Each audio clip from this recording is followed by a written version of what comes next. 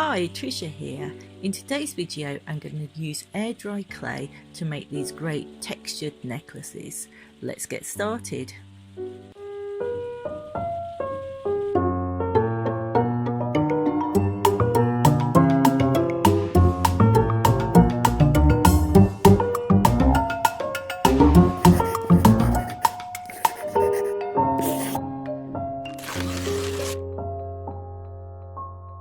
Okay, so for this project we need some shells, all sorts of different ones. I've got some quite big ones here, but you probably need some tiny ones like these here, but you can use the texture of these large ones, and I might try the end of this one, but they need to be sort of smallish if you want to do a whole shell.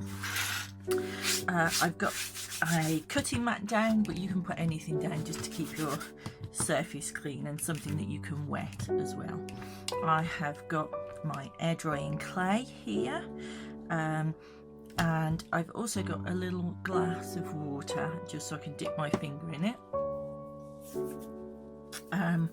I've got a paintbrush, but you could use a pencil or anything. I'm just going to use the end here, and you'll see in a bit. So first off, take a small amount of clay. Now if you're making a necklace, you don't really want it too massive, so don't do a really big ball of clay. I know there's a tendency, if you've got a shell that size, it won't fit, and that's where you need to look for smaller shells. If you've got you know, have a think about it, because if you are honestly going to wear this around your neck, it's going to be too big. So okay, let's see, what shall we go for? Let's go for this one here. So I've kind of squashed it flat a little bit, but don't squash it all the way flat, because you want to use your shell to press into it more than anything. So I'm gonna press my shell in. Now I'm not going to let the clay come up over the top because I need to get it out. So I've got this shape here. I don't know if you can see, I've got a little bit of dry area here and it's starting to crack. So I'm just going to run round with a touch of water on the end of my finger there, a really tiny amount, otherwise it'll go too slimy. Okay, there we go, and it can just take off any of those edges, or if you've got any marks. I'm just going to squeeze it up like that, so I've just got a tiny touch more at the top here, so I can take my paintbrush handle and I'm gonna press it in, and I'm just coming backwards and forwards because can you see how it pushes that out? So now I'm just going to go back and just get that bit of clay off and just smooth it round, just so it looks nice on that side, and we don't want any sticky out bits on this side either.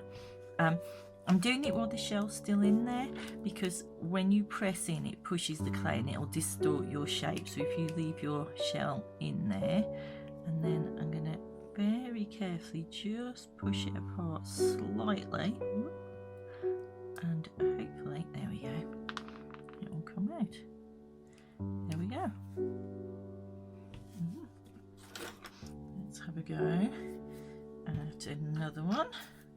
So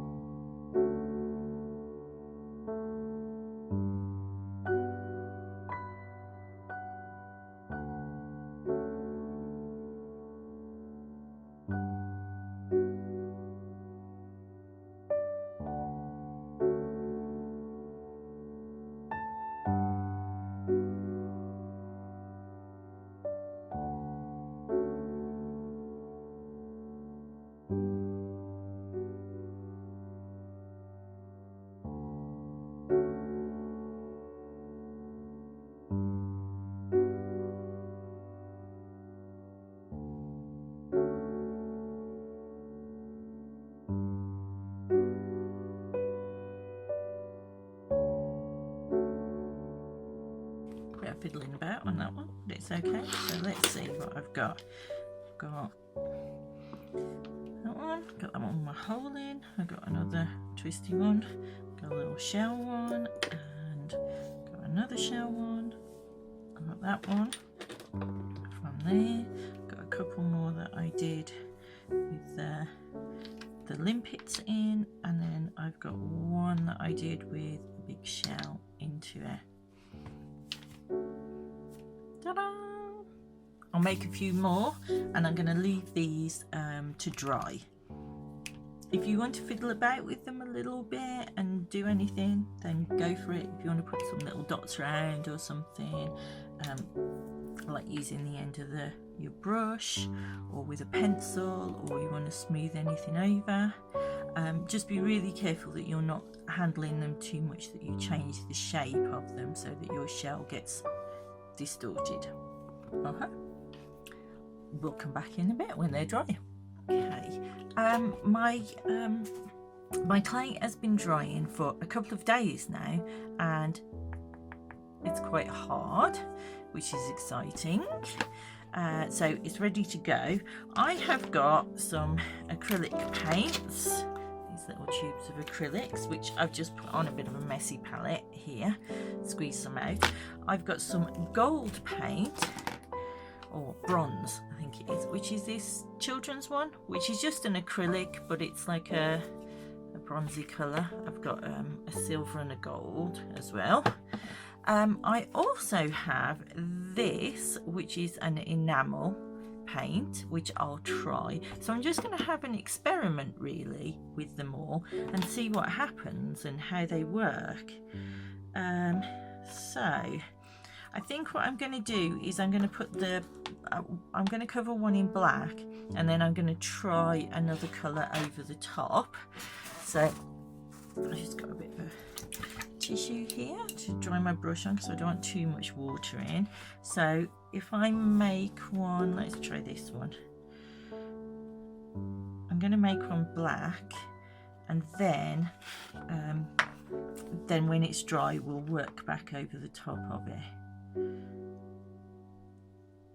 So I'm just going to come around the sides here, but what I am going to do is once I've done this and it's all finished and dry, I'm going to go back all around the back and round the sides. But just for this little video here, I'm just going to kind of paint the fronts of them, and then we'll see. I'm just going to come down a bit so I don't have a weird line at the top.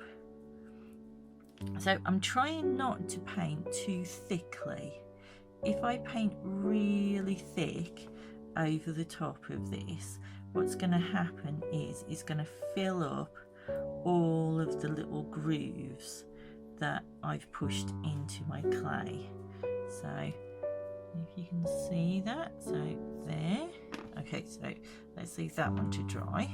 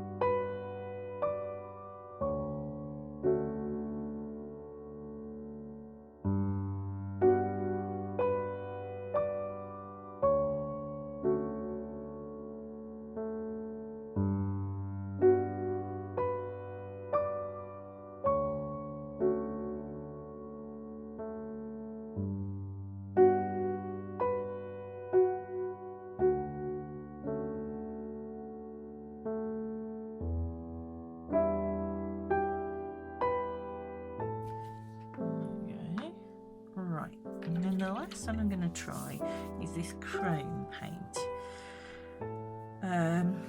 which takes a while to dry. I've shook it all up. Ooh, look at that. Wow. So if this works, this will be fabulous. If it doesn't, it'll be a disaster. Let's try it on this one here.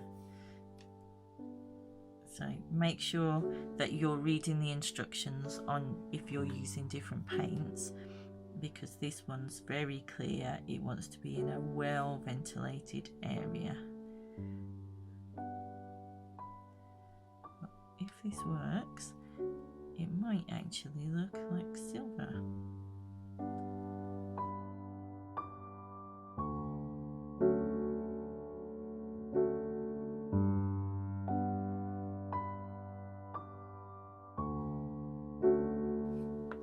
It's kind of cool though. So, I'm gonna, before I do any more on the others, I'm gonna stop there.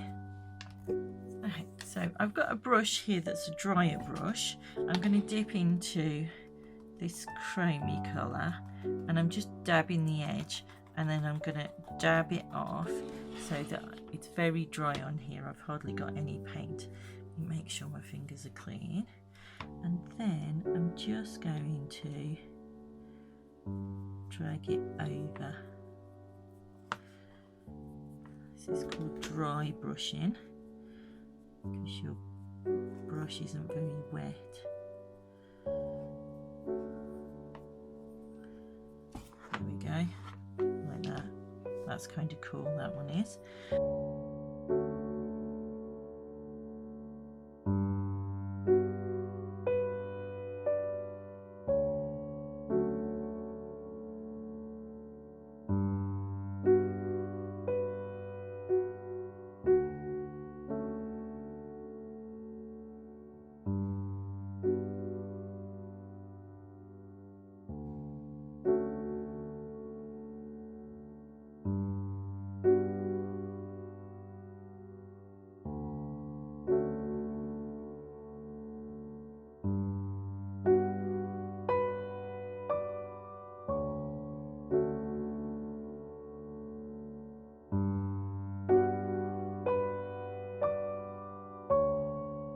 I do like this one here, so I like this black, so I might do a couple more up in the black and try different colours over the top. So let's have a go with this one.